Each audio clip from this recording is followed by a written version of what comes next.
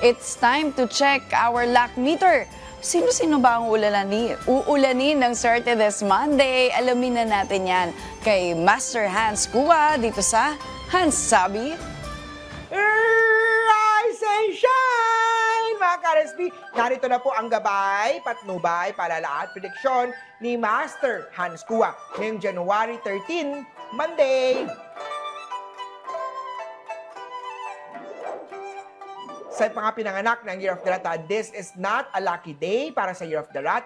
Naturally, cautious ka sa pagsusugal sa mga bagay na malabo ang outcome. Pero palagi ka rin nabubulag dahil impulsive ka din pagdating naman sa decision making. Kung may agam-agam sa sitwasyon, itulog mo muna yan. Pink at 5 ang swerte kay Year of the Rat.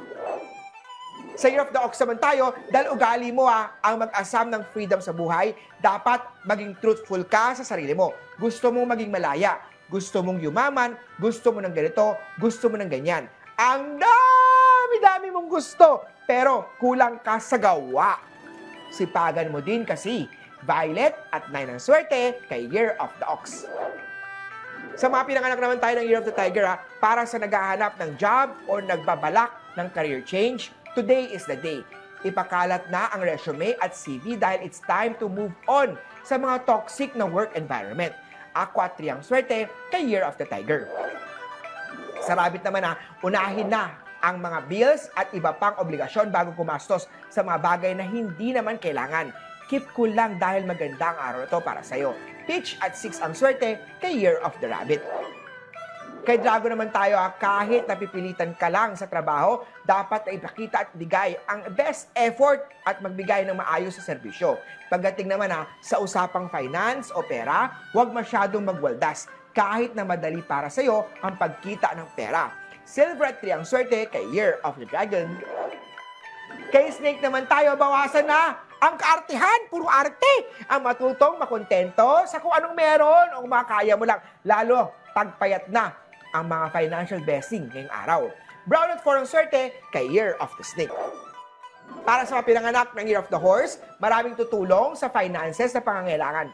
Ngunit, mas mabuti pa din na magkaroon ng good habits of saving money. Sa taong 2025, Year of the Wooden Snake, maganda i-consider ang work abroad or as long as ibang currency, kahit work from home or freelance na job.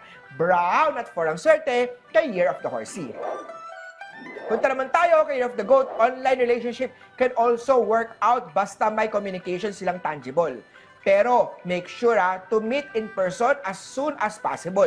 Sa mga couple naman na may long distance relationship, always keep in touch sa iyong kabiyak at kapamilya. Orange at 1 ang swerte kay Year of the Goat.